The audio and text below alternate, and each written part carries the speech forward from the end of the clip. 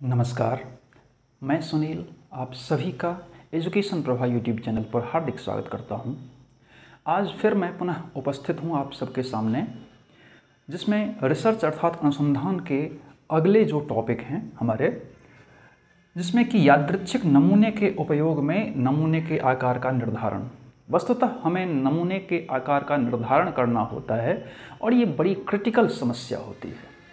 तो जब समस्याएं होती हैं तो एक रिसर्चर होने के नाते हमारे मन में बहुत सारे उहापोह होते हैं, बहुत सारे अंतर्द्वंद्वता की स्थिति होती है कि हम जो शोध करने जा रहे हैं उसमें जो हमारी जनसंख्या है उसमें से हम अपने आकार का अर्थात या जो प्रतिदर्श है हमारा, न्यादर्श है हमारा, सैंपल साइज है, उसके आकार का निर्धारण हम किस प्रकार से करेंगे। उसी कड़ी में हम उसको आगे जोड़ते हुए सबसे पहले देखते हैं कि जब हम नमूने के आकार का निर्धारण करते हैं तो उसमें सबसे पहले हमें ये देखना होता है, सबसे पहले हमें ये चिंतन करना होता है कि ये छोटा आकार नमूना या प्रतिदर्श क्या है और बड़ा आकार नमूना या प्रतिदर्श क्या है। अब छोटे, एक सिंपल भाषा में अगर कहें तो छोटे आकार का जो नमूना होता है वो आपका लेस देन 30 होता है, वो लेस देन 30 होता है। लेकिन जब आप बड़े नमूने के आकार की बात करते हैं तो वो 30 प्लस होता है, 30 या 30 प्लस होता है। तो जब हम उसको ये करते हैं कि अगर ऐसा लिख दें या फिर अगर ऐसा लिख दें, तो ये जब हम इस प्रकार का संकेत देते हैं तो ये संकेत क्या होता है, ये बड़ा होता है, ये छोटा होता है। तो जब हम बड़े नमूने की बात करते हैं तो बड़े नमूने का आकार हमेशा कैसा होना चाहिए, तो अबव 30 या 30 अबव आप कह सकते हैं। तो 30 अबव आप कहते हैं या 30 से आकार में बड़ा जब भी होगा तो उसको हम बड़े नमूने का आकार मानते हैं। वहीं पर अगर 30 से कम होता है उसमें हम छोटे नमूने का आकार करते हैं। अब कई बार जब हम वितरण सामान्य की बात करते हैं तो वितरण सामान्य में, अब वितरण सामान्य थोड़ा सा क्रिटिकल लैंग्वेज है, आप लोगों को थोड़ी सी ये परीक्षण की भाषा है। टेस्ट वगैरह जब हम पढ़ाएंगे तो इसमें विस्तृत रूप से आपकी चर्चा करेंगे, इसकी चर्चा करेंगे कि वितरण सामान्य क्या है, टेस्ट वगैरह क्या है। तो जब हम वितरण सामान्य की बात करते हैं तो जब हम बड़े नमूने की बात करते हैं तो इसमें कौन सा होता है, जेड टेस्ट वगैरह होता है, जेड वितरण सामान्य होता है। फिर अगर हम लेस देन 30 अर्थात छोटे नमूने के आकार की हम बात करते हैं तो इस छोटे नमूने के आकार में हम टी ले लेते हैं, एफ ले लेते हैं या फिर काई स्क्वायर वगैरह ले लेते हैं। तो ये आपको छोटे नमूने के लिए टी होता है, फिर एफ होता है, एफ होता है, फिर इसके बाद काई स्क्वायर होता है। ये सब जो आपका होता है वो आपका जब छोटा नमूना वितरण सामान्य रहता है अर्थात छोटा नमूना का आकार होता है तो वितरण सामान्य की स्थिति में हम ये सब ले लेते हैं। अब आगे बढ़ते हुए, अब आगे जब हम बढ़ते हैं तो इसमें पहले ये देखते हैं कि ये जो नमूने के को हमने देख लिया कि ये जो बड़ा होता है या छोटा होता है, इसमें अब ये नमूने के आकार का हम निर्धारण करते हैं। तो जब हम नमूने के आकार का निर्धारण यहाँ से मूल रूप से शुरू करते हैं तो इसमें सबसे पहले हमें ये देखना होता है कि हमारी विश्वसनीयता क्या है, हमारी विश्वसनीयता का आधार क्या है। तो विश्वसनीयता विश्लेषण हम करते हैं। तो विश्वसनीयता विश्लेषण करने के लिए हमें सबसे पहले ये चिंतन करना होता है कि हमारी जनसंख्या किस प्रकार की है, अर्थात जब हम जनसंख्या का आकार हमारा क्या है, सबसे पहले हमें इस बात की चिंतन करनी होती है।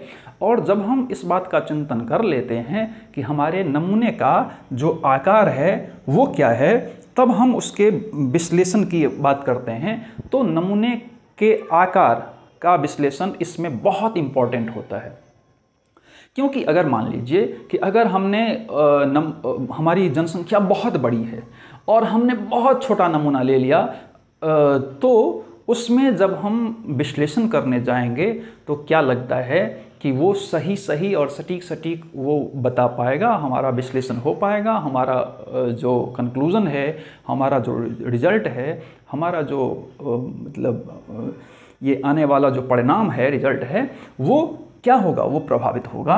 तो इसमें जब हम विश्वसनीयता विश्लेषण की बात करते हैं तो निश्चित तौर पर हमें सबसे पहले जानकारी सबसे पहले किस बात की लेनी चाहिए, हमारी जनसंख्या का आकार क्या है, और जनसंख्या की आकार के बाद हम इस बात पर पहुंचते हैं कि हमारा नमूना कितना और कितना साइज का होना चाहिए।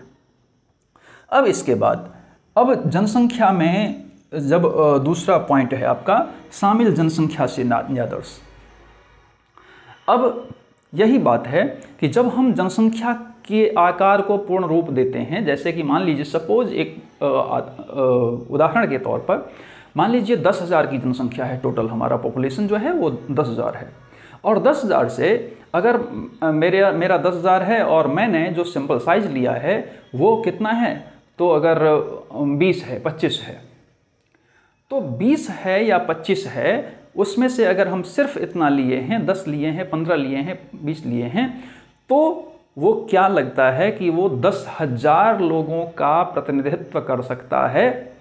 तो आपका उत्तर होगा नहीं। तो ये बहुत ज़्यादा ही मायने रखता है जब हम जनसंख्या में से शामिल अर्थात न्यादर्शों की इकाई के रूप में जब हम चुनते हैं, तो जनसंख्या में से ही चुनते हैं। तो जनसंख्या में से जब चुनते हैं तो हमें सबसे पहले ये क्लियर होना चाहिए कि हमारी जनसंख्या क्या है और हम न्यादर्श का चयन कितना कर रहे हैं। अगर नहीं सही से कर रहे हैं तो हम क्यों नहीं कर रहे हैं, हमें उसको बहुत बारीकियों से उसका चयन करना चाहिए। इसके अलावा इसमें जब हम गणित मतलब ये न्यादर्श का चयन कर भी लेते हैं, तो इसमें से जब न्यादर्श की इकाई के रूप में हमने कुछ लिया है, सैंपल साइज लिया है, तो सैंपल साइज का आकार जैसे मैंने पहले ही बताया कि उसका पूर्णतः निर्धारण होना चाहिए कि हाँ सही सही और सटीक सटीक वो आपकी जनसंख्या को प्रतिनिधित्व कर सके। और अगर आपका नमूनाकरण अगर सही है तभी आपका जो गणितीय परिणाम होगा, जो वैज्ञानिकी विधि होगी वो वैलिड होगी, क्योंकि गणितीय अनुमान ही आपका नमूना है संपूर्ण रूप से। तो गणितीय अनुमान अगर नमूना है तो हम कितने में से कितना नमूना ले सकते हैं, ये हमारी उपयोगिता, क्षमता, वस्तुनिष्ठता वगैरह इसमें रहती है, समाहित रहती है।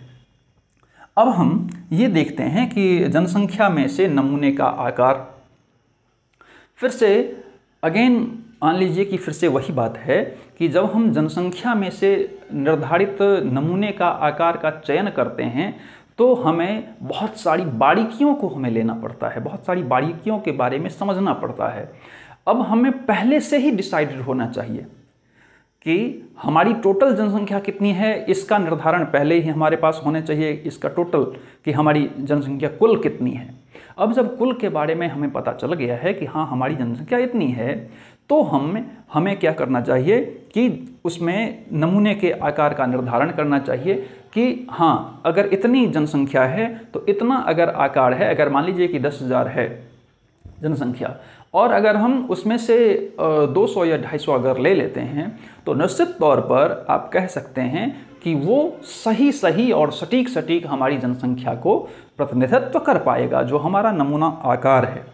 तो इसलिए जब एक शोधकर्ता के रूप में हम किसी भी समस्या को लेते हैं, स्वीकार करते हैं, तो उसमें सबसे पहले हमें पॉपुलेशन कितना है उसके बारे में 100% जानकारी, और साथ ही साथ हमें इस बात को बिल्कुल उसी समय निर्धारित कर लेना चाहिए कि हमें इसमें से न्यादर्शों की संख्या कितनी लेनी है या आकार हमारा कितना होना है।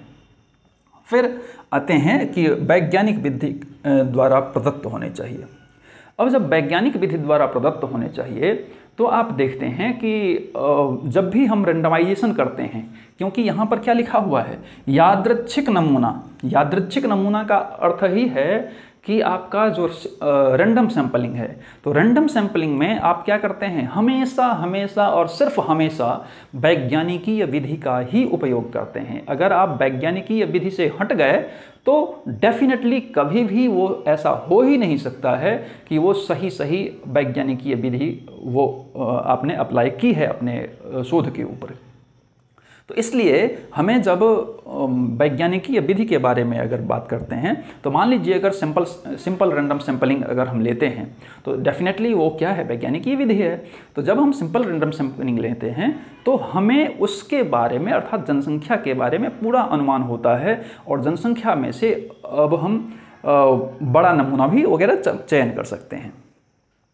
अब वहीं पर अगर मान लीजिए कि जैसे कि अगर हमारा क्लस्टर रैंडम सैंपलिंग है, जिसको कि हम एरिया या क्लस्टर रैंडम सैंपलिंग कहते हैं, क्षेत्र या गुच्छ प्रतिदर्श कहते हैं। तो जब हम क्षेत्र या गुच्छ प्रतिदर्श लेने की बात करते हैं तो उसमें क्या होता है कि जनसंख्या बहुत ज़्यादा विस्तृत होती है, बहुत ज़्यादा विस्तृत होती है, बहुत व्यापक होता है। तो अब जब बहुत व्यापक होता है तो हमें नमूने का आकार भी क्या होना चाहिए, व्यापक होना चाहिए, बड़ा होना चाहिए अपेक्षाकृत। तो डेफिनेटली जब हम जैसे सर्वे वगैरह करते हैं या फिर जो पहाड़ी इलाकों में जब हम शोध करने जाते हैं, या फिर जब ये बहुत सारे जो जनजातीय लोग हैं उसके ऊपर जब हम शोध करने जाते हैं, तो वो सब क्या होता है। अब कहेंगे कि ये जो जनजातीय शोध आप कह रहे हैं ये तो मुख्य रूप से जो हमारा संभागी शोध है वो है, लेकिन हम दूसरे अर्थों में कहते हैं कि जैसे कि गुच्छ प्रतिदर्श का उदाहरण वो भी होगा। जैसे मान लीजिए जनजातीय लोग सब क्या करते हैं, कुछ घर यहाँ पर कहीं पर मतलब टेंट वगैरह लगा लिया, फिर आपको 2 किलोमीटर 4 किलोमीटर 10 किलोमीटर के बाद आपको लगेगा कि वहाँ पर है, फिर 10 किलोमीटर के बाद वहाँ पर आपको लगेगा। तो इस प्रकार से वो उस प्रकार से अगर हम गुच्छे की बात करते हैं तो वहाँ पर भी गुच्छा होगा। तो डेफिनेटली जहाँ पर जनसंख्या व्यापक हो, विस्तृत हो, तो वहाँ पर हम जब क्लस्टर रैंडम सैंपलिंग करते हैं तो निश्चित तौर पर अपेक्षाकृत हमें ज़्यादा नमूने की आवश्यकता होती है। अगर तुलना करें हम अगर स्ट्रेटिफाइड रैंडम सैंपलिंग की, तो स्ट्रेटिफाइड रैंडम सैंपलिंग अर्थात जो स्तरीकृत या यादृच्छिक न्यादर्श होता है, प्रतिदर्श होता है, तो हम उसमें क्या होता है, कुछ भागों में हम बांटते हैं, सबसे पहले कुछ भागों में बांटते हैं और फिर हम नमूने का आकार का चयन करते हैं। तो अगर हम क्लस्टर और अगर हम ये स्ट्रेटिफाइड रैंडम सैंपलिंग की बात करें, अगर दोनों की तुलना करें, तो स्ट्रेटिफाइड रैंडम सैंपलिंग की तुलना में आपका जो गुच्छ न्यादर्श है या क्लस्टर रैंडम सैंपलिंग है, उसके नमूने का आकार निश्चित रूप से क्या होगा, बड़ा होगा।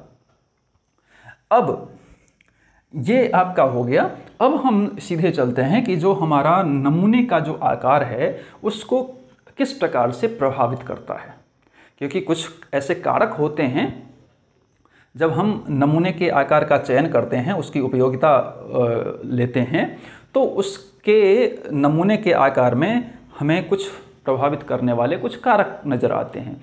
तो वो कौन कौन से कारक हैं, तो सबसे पहले हम देखते हैं कि ये जनसंख्या की प्रकृति। अब जनसंख्या की प्रकृति से मतलब क्या है, तो जनसंख्या की प्रकृति हमारी कैसी है।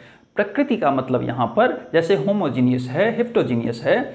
तो अगर हमारा सजातीय जनसंख्या है या विजातीय जनसंख्या है, तो अगर हमारा मान लीजिए कि सजातीय है, होमोजीनियस जनसंख्या पॉपुलेशन है, तो होमोजीनियस जनसंख्या और हेटेरोजीनियस जनसंख्या, विषम जातीय जनसंख्या जो है, इन दोनों की अगर हम तुलना करते हैं तो निश्चित रूप से जो विषम जातीय जनसंख्या है अर्थात हेटेरोजीनियस जनसंख्या पॉपुलेशन है, उसमें या न्यादर्श है पॉपुलेशन को हम उसके बाद तो हम जब नमूना का चयन करते हैं तो क्या हो जाता है, वो न्यादर्श का चयन हम करने जाते हैं, तो न्यादर्श कह लीजिए।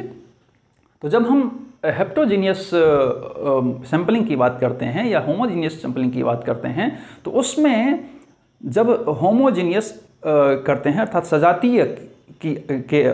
सजातीय में अगर थोड़ा सा छोटा भी है सैंपल साइज तो चल जाएगा, लेकिन अगर हम उसको क्या किए हैं, विस्तार किए हैं, अगर हम उसको गुणों में बांट दिए हैं, हेटेरोजीनियस अगर बात करते हैं, अगर विजातीय की बात करते हैं, तो अपेक्षाकृत अगर होमोजीनियस है तो होमोजीनियस के मुकाबले हमें उसमें ज़्यादा क्या होता है, जनसंख्या की ज़रूरत होती है।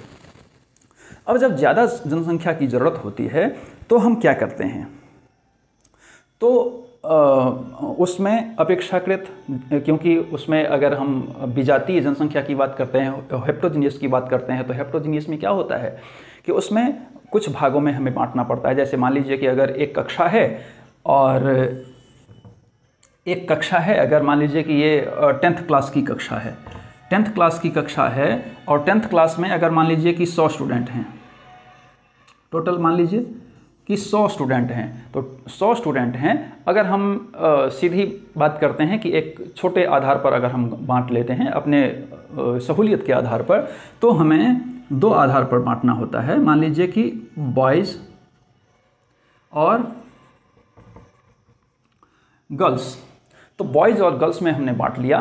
तो अब देखिए कि होमोजीनियस में आपको कोई भी बांटना नहीं था, आपको ये जो पूरी कक्षा है इसमें से कुछ को आपने सेलेक्ट कर लिया और फिर आप क्या करेंगे, अपने शोध को प्रारंभ कर देंगे। लेकिन इसमें अपेक्षाकृत हमें समय भी ज़्यादा लगता है, फिर गणितीय अनुमान भी ज़्यादा लगाना पड़ता है, साधनों की आवश्यकता होती है, बहुत सारी चीज़ों की आवश्यकता होती है।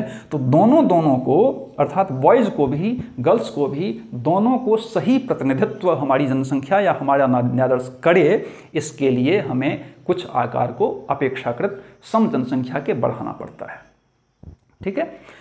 अब जब हमारी जनसंख्या आ गई तो जनसंख्या के बाद अब हम संसाधनों की बात करते हैं। तो संसाधनों की उपलब्धता ये बहुत ज़्यादा मायने रखता है, बहुत ज़्यादा ये मायने रखता है। जब हम जनसंख्या के बारे में हमारी समस्या है और समस्या के बारे में हमने जनसंख्या का निर्धारण भी कर लिया है कि हमारी जनसंख्या टोटल इतनी है।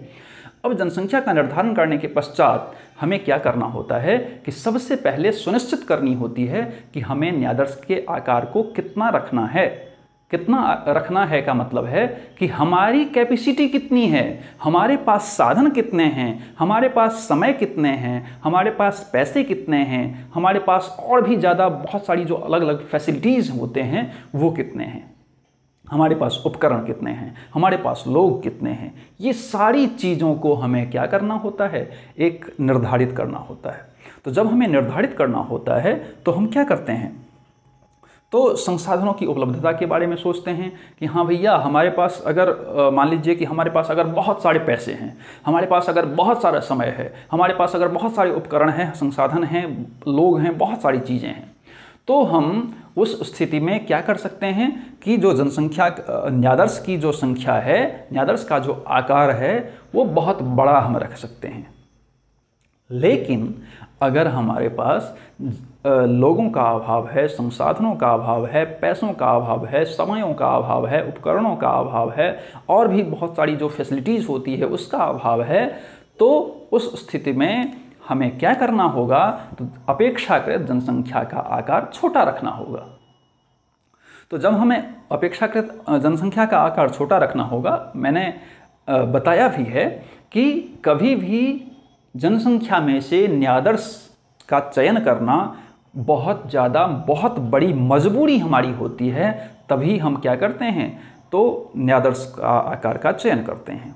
नहीं तो अगर हमारी मजबूरी नहीं है, अगर हमारे पास सारे संसाधन हैं, तो हमारी एक कोशिश रहती है, एक रिसर्चर होने के नाते एक कोशिश हमारी रहती है कि हम पूरी जनसंख्या के ऊपर रिसर्च करें। क्योंकि जब हम पूरी जनसंख्या के ऊपर रिसर्च करते हैं तो उसका जो कंक्लूजन होता है, उसका जो परिणाम होता है, उसका जो रिजल्ट होता है वो 100% होता है।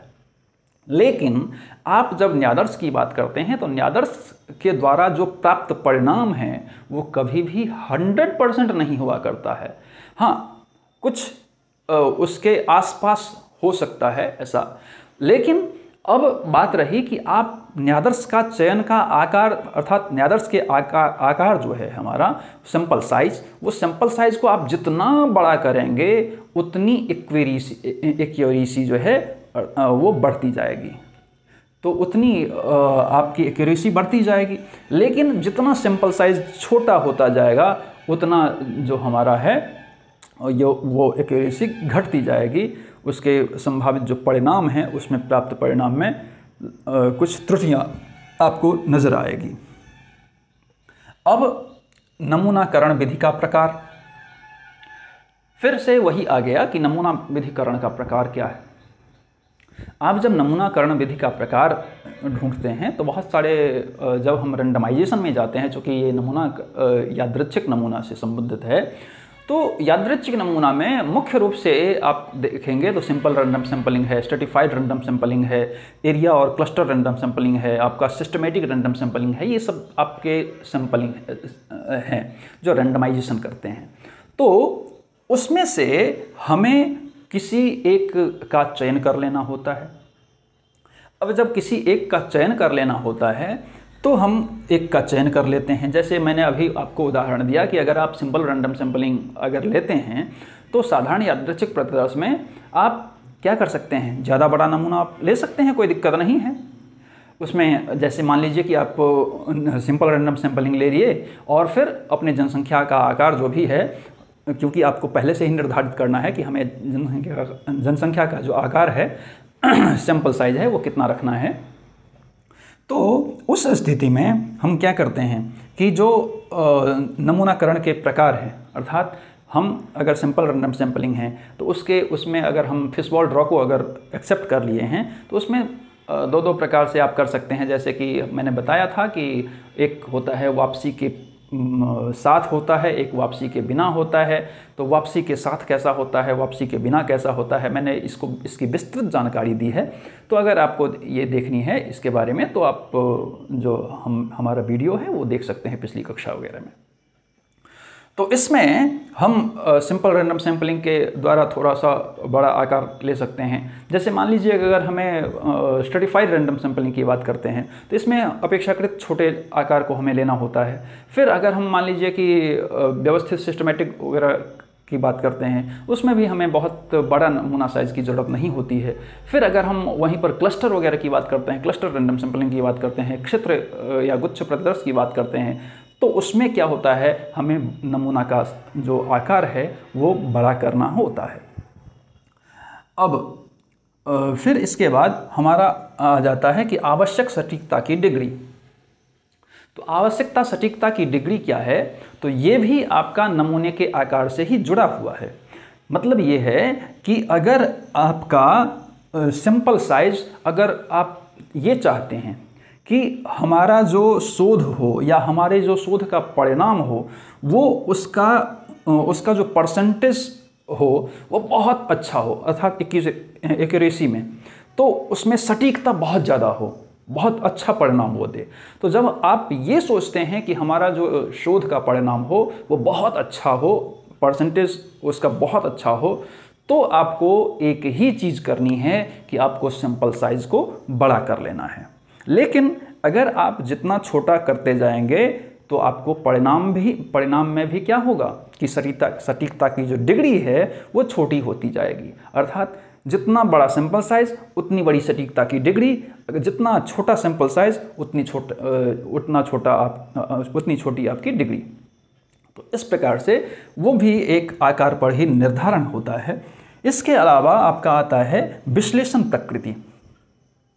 अब जब हम एनालाइज करते हैं, डाटा को एनालाइज करना होता है, तो जब हम डाटा को एनालाइज करते हैं तो उसमें बहुत सारी सांख्यिकीय पद्धतियों का निर्धारण करना होता है, बहुत सारी सांख्यिकीय विधियों का चयन करना होता है। तो आप ऐसा तो नहीं है कि अगर मान लीजिए कि इसमें कई बार ऐसा होता है कि मान लीजिए कि हमने जनसंख्या की ली और जनसंख्या में से न्यादर्स का चयन कर लिया। न्यादर्स का चयन करने के बाद जब हम एनालाइज करने जाते हैं तो कुछ ऐसे बहुत सारे जटिल जो हैं सांख्यिकीय विधि, उसका चयन हम कर लेते हैं। अगर हमें जनसंख्या का चयन जब हम करते हैं तो ऐसी डिग्री का, मतलब ऐसी जो विधि है, ऐसी जटिल विधियों का हमें चयन वहाँ पर नहीं करना होता है जो कि हमें बाद में फंसा दे। अभी उसका निर्धारण आपको उसके एक स्तर में रहकर ही करना होगा। लेकिन फिर भी जब एक शोधकर्ता, अगर उनको सांख्यिकीय मेथड का कोई बहुत ज़्यादा नॉलेज नहीं है, तो वो सिंपल जो चीज़ें हैं, सांख्यिकीय विधियां हैं, उसका निर्धारण करके वो अपना एनालाइज कर सकते हैं। लेकिन आप जब जितना जटिल लेते हैं उतनी ही एक्यूरेसी भी आपकी बढ़ती है, ये भी फैक्ट है ये। तो उतनी एक्यूरेसी आपकी बढ़ती है तो फिर हमें जब विश्लेषण की बात करते हैं तो विश्लेषण की स्थिति में हमें उन चीज़ों का सहारा लेना होता है कि हमारी जनसंख्या बहुत जटिल तो नहीं है, हमारा जो नमूने का आकार है वो बहुत ज़्यादा भागों में तो नहीं डिवाइड है। क्योंकि कई बार होते हैं कि जब हम चर का निर्धारण वगैरह करते हैं तो एनालाइज जब हम करते हैं तो इसमें चरों का निर्धारण करना होता है। तो जब हम इसकी बात करते हैं, विश्लेषण की बात करते हैं, तो हम अगर मान लीजिए कि बहुत सारे चरों में बांट दिए हैं, तो उस समय में क्या होगा कि बहुत सारे चरों में बांटने के बाद हमारा जो स्तर है एनालाइज करने का, विश्लेषण करने का, वो बहुत ही ज़्यादा कठिन और जटिल हो जाएगा। तो उस स्थिति में बहुत सारे शोधकर्ता उस मामले में जाकर के फंस जाते हैं और कई बार तो ऐसा होता है कि उनको बाद में ड्रॉप करना होता है। तो ऐसे मेथड का हम चयन ना करें या फिर इतने ज़्यादा विस्तार चर को हम नहीं कर दें, चरों को हम इतने ज़्यादा भागों में नहीं बांट दें कि वो हमारे लिए ही खुद समस्या हो जाए। तो अगर हमारे लिए वो समस्या हो जाएगी तो निश्चित रूप से हमारा जो शोध है, हमारा जो उसका परिणाम है, वो उस पर असर निश्चित रूप से पड़ेगा। अब ये यहाँ पर आता है आकार की गणना में जो उपयोग करते हैं उसके कुछ कारक होते हैं। तो कारक को हम लोग देख लेते हैं। तो पहला आता है आपका जनसंख्या का आकार। कई बार बताए हैं, जनसंख्या का आकार होता है, मार्जिन त्रुटि होती है। ये सब थोड़ा सा जटिल है, तो इसको हम बाद की कक्षा में आपको बताएंगे, पूर्ण रूप से एकदम से विस्तार रूप से बताएंगे। तो ये मार्जिन त्रुटियाँ होती हैं। फिर आत्मविश्वास का स्तर होता है। आत्मविश्वास का स्तर कि अगर मान लीजिए कि एक शोधकर्ता के रूप में अगर मुझ में ये आत्मविश्वास खुद ही नहीं है कि हम अपने शोध को अच्छे परिणाम दे सकते हैं, तो कतई आप का जो शोध परिणाम होगा वो अच्छा रिजल्ट नहीं देगा। तो आपको अपना खुद का आत्मविश्वास भी बढ़ाना है।